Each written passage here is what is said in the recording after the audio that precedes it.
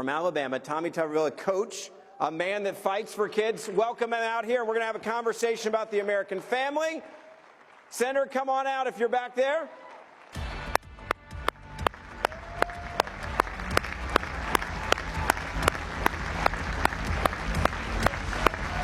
All right, Ben.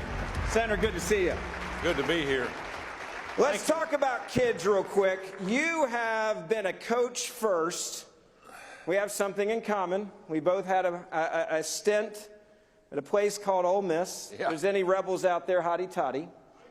I knew there's always one somewhere. You're probably running the show. That's what I like to hear. I want to ask you about you when you ran. There was a lot of people, I'm one of them, that was like, what the hell are you doing? Why would you leave this great life? You got to be involved in the arena of sports. You got to mentor young men. You got to have an impact on their lives. You then get to sit back and kind of enjoy it a little bit. And then you decided, I'm going to run for Senate. Why did you do that? My wife asked me the same thing. What the hell are you doing? Ben, it's good to see you. Good to be here. I saw through education and traveling as a head coach all across the country, going into high schools and homes, I saw the indoctrination process, and we are indoctrinating our kids in the government schools across the country. That's the reason we need school choice. Can I get an amen on that? We have to change direction. If we don't, we're going to lose. Folks, our country is in bad trouble. I've been up here 3 years, and I've seen all this mess, and it starts with what's going on with our family, with our kids, and with this crazy idea of gender. They want everybody to be the same. And it's, you can't make it up what's going on up here. You really can't. But I'm for school choice.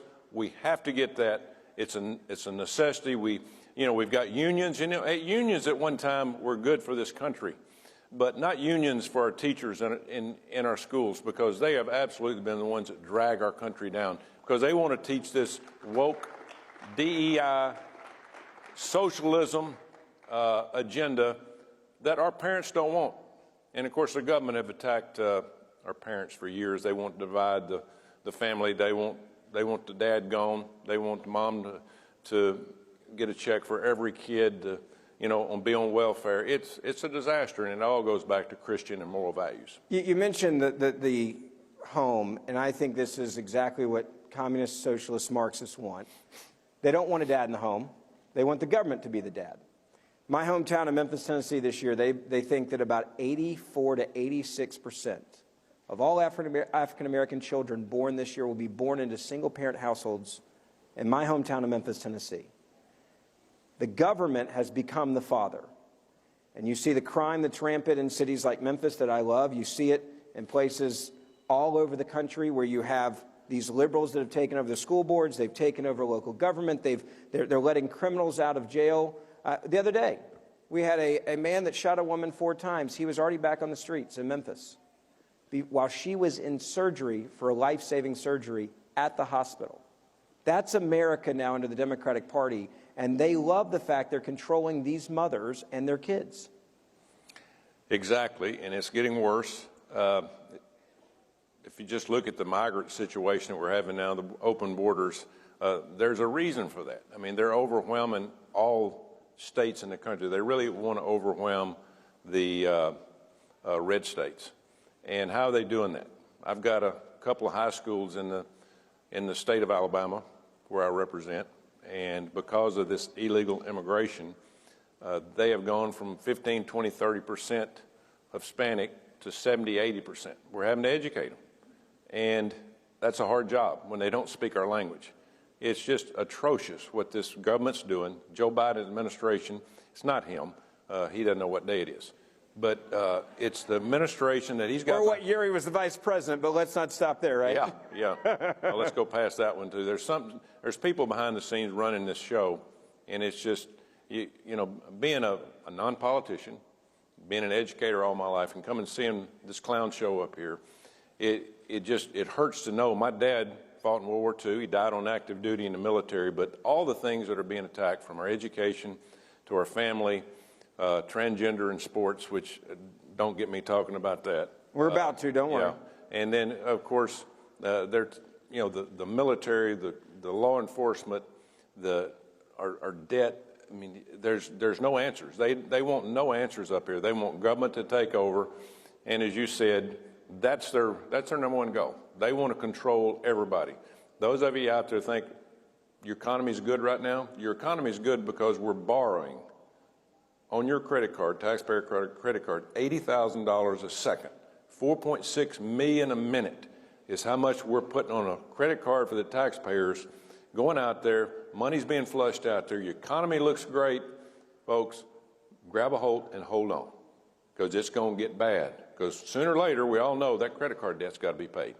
I want to talk about, and you have a unique perspective as a coach.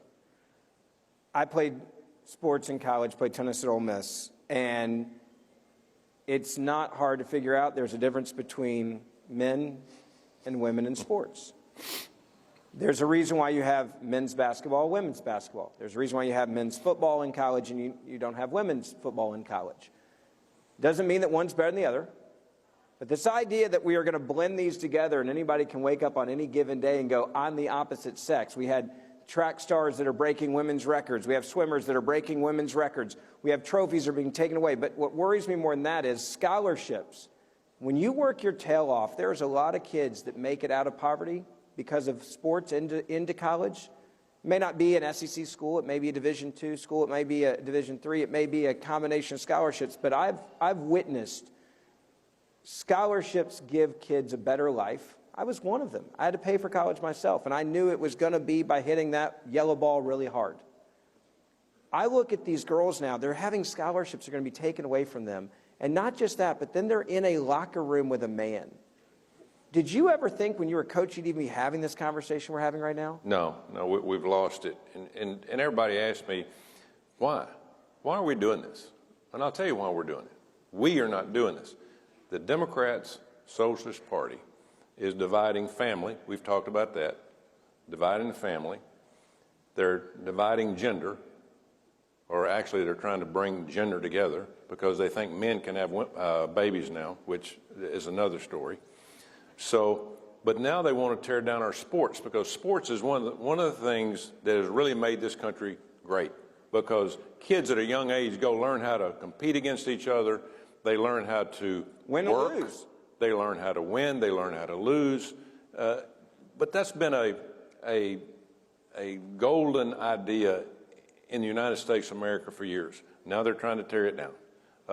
They want men to play in women's sports. People are going to get hurt. I got a bill on the floor. Well, I had one on the floor. They're not going to bring it up, but at least we put it out there. Protect Women and Girls in Sports Act. Well, that didn't make it to the floor. Schumer could care less because he believes in that. I want to pause you on that, and I want to ask you, when you put this bill together, this is not a crazy bill. It's protecting women's sports. You would think every liberal, every feminist, every women's group would be running to your office to support you.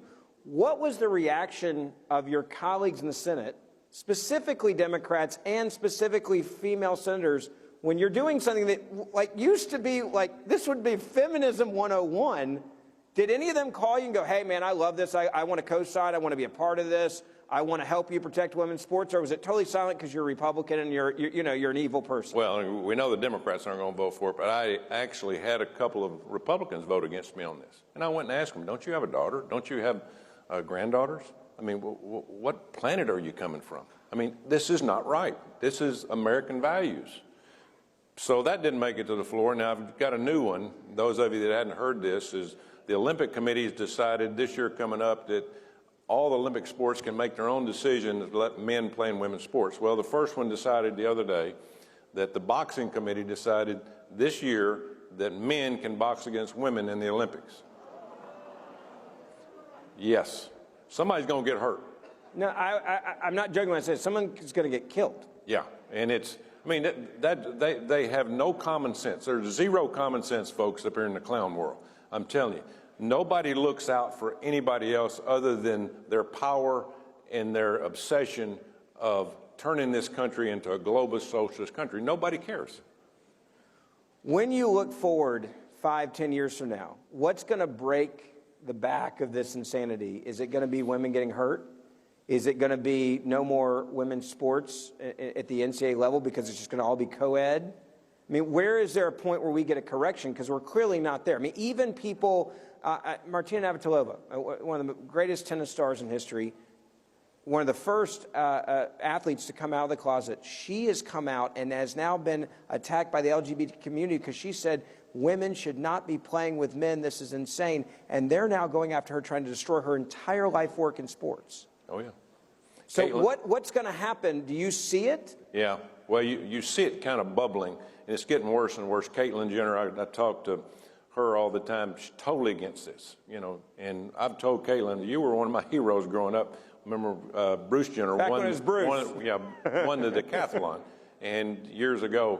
But they know the difference, okay? They know the difference. But the only thing that's going to change this is leadership. We have no leadership here. I mean, we have to have a leader of this country, and you know what I'm coming to. We had a leader for 4 years, and they ran him out. They ran him out, and they're trying to keep him getting reelected this time. They stuffed a ballot box on him 4 years ago. We've got to get Donald Trump elected president of the United States. Folks, you have got to do all you can do to get everybody to go vote.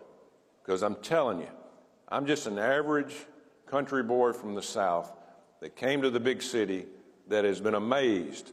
If you don't have that White House, I don't care if you got the Senate, I don't care if you've got the House, if you don't have that White House with the power that the President of the United States now has, if we don't get him back in that White House, it is going to be tough for any of us to survive in the greatest country ever of 248 years.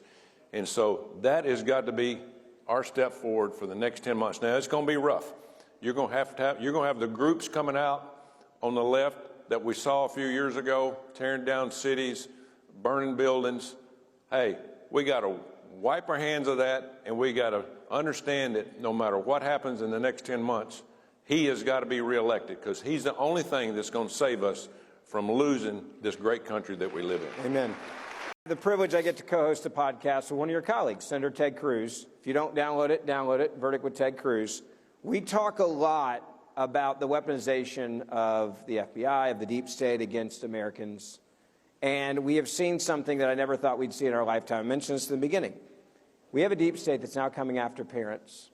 And coming after parents, taking kids away from parents who won't let their kids transition. We saw that this past week, a headline that came out about that, about a child that was actually taken. We have teachers who are now basically spying on parents at home that are conservative, turning them into child protective services because they are teaching their kids right and wrong and basic issues in life that deal with faith and religion. And we have a DOJ and an FBI that looks as parents as domestic terrorists because they show up at school board meetings. And they're sending out memos, and they've never apologized for it. They've never rescinded it officially. They've said, oh, we're not really doing that, and the FBI director played a word game. As parents, that concerns me, but as a senator, what else do we not know that they're doing against the American family? And that's a good point. And for those of you in here, you go back home, the area it really starts is not the federal government, it's not the state government, it's local government. Amen. People have to get involved back in your local government. You got to run for school board. You got to run for city council. Those are the groups that are going to control our country and make our country better or destroy our country. We got a lot of people. We all seen a couple of years ago about governors and school board members saying that, well, we own your child. You don't own your child. We own your child. We're going to indoctrinate them. And that's the direction that we're headed. I mean, they want to control everything that we do. They hate Christianity. They hate it. I mean, it's something that if you pull the Constitution out on them, you know, they run like it's a crucifix for them. I mean, it is unbelievable. The entire thing here is globalization, overtaking everything that we do, being able to control everything in your life. And how do you do that? You bankrupt you, number one. Well, Amen. We're already bankrupt, okay? We're bankrupt. We're $35 trillion in debt, and it's going to get worse. As I said, we're printing more money than you can ever imagine. But that's how they're making things work. But we got to do it. We got to go back to the local level and start over. But again, it starts at the top with a leader that's going to give you the opportunity to do that, and that's Donald Trump. But it also is going to give people opportunities to go back into the cities and go back into your communities and take over what they've stolen from us. It's the rights of the American people, the greatest country ever. And again, we're not going to have many more chances. I hope we can get it back to this point. Now, the next 10 months is really going to be a test for all of us in here. It's going to be a huge test. They're coming after you. They're going to come after you. They're going to look, they're going to vilify you. You're going to see everything in the world said about Donald Trump or your local conservative politician. We got to stand strong. This is going to be the toughest thing in the world that you're going to see. They are going to come after you. They're going to come after your churches, your anything to do with any kind of discipline, your law enforcement.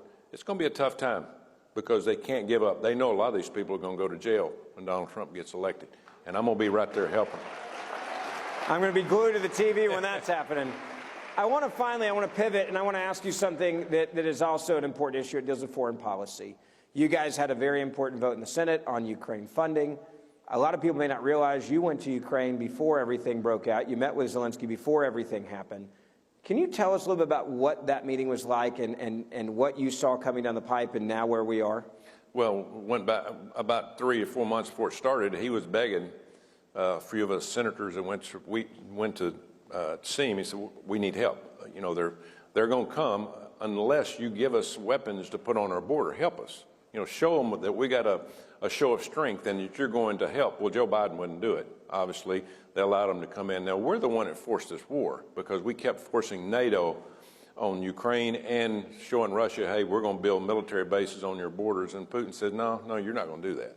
And so now I've got a bunch of my people that I'm in the Republican Party with that voted for the $60 billion. Now, I hadn't voted for any money to go to Ukraine because I know they can't win. They don't, you know, you hate that they've had 300,000 or 400,000 people killed, so Russians also. You hate that we supported this. We're pushing them out in front of the guns or out in front of the bus, I guess you'd speak. It's an atrocity, but they can't win. And so we need to get diplomacy, but there's nobody in this White House, Secretary of State or Biden, that can actually go over and negotiate. Now, we've done more negotiating in 1 month with Israel and Hamas, our group has, than we have for 2 years with Ukraine and Russia. We just want that war to continue on. We got to get it over with. Donald Trump will stop it when he first gets in. He knows there's no winning for Ukraine. He can work a deal with Putin. Then we got Middle East, and then you got China over on the other side. That's our number one adversary. Yeah, this is a mess. I mean, all created by Joe Biden and his blundering in foreign relations. And then you go back to the number one thing that really counts is us. I mean, they're destroying us from within. So they're accomplishing a lot of goals in 3 years. But again, the next year is going to be very tough, but we will overcome this. Donald Trump's going to get elected. We'll take back over, and we're going to put Christian values back in this country and tell these people to get back at the back line. Final question. When I got into radio and I started at a young age when I was 12, my goal was to make a difference in the country. Every day when I do my podcast, every day when I do my show, every day when I'm doing the show with Senator Cruz, the other one, I try to give people a mission, a game plan, and some hope. You're a coach first, you're Senator second. I like that. It's like a way better resume than Senator first, coach second. What's the game plan for the rest of this year, for everyone here, that everyone's watching online? What is it your goal you would tell them? What do they need to do getting ready for November? Well, first of all, you got to know the goal that you're shooting for. Our goal is to take back our country. We've got to take back our country as we knew it. We have a constitutional republic that's hard to hold on to. We've gone a long time. We're the longest running democracy ever. And people are trying to take it from us. We got communists, socialists. We got people that are trying to divide the country. But we have to know our plan. So we've got to take our country and make it better. But to do that, we've got to regain control.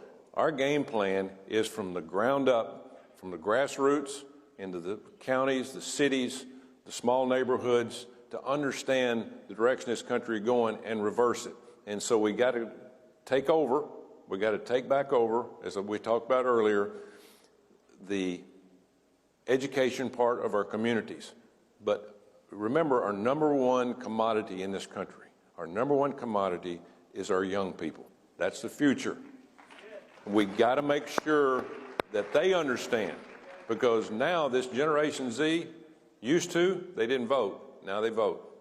And so we're going to have to do a lot of discussion. So our game plan is to go back to our communities and make sure that however they vote, people have an understanding of what this is about. You got to know now, these young kids, I've got a kid that's 27, 28, they never watch news. What do they look at? Their phone. They get their news off a phone, which is, a lot of it's not very good.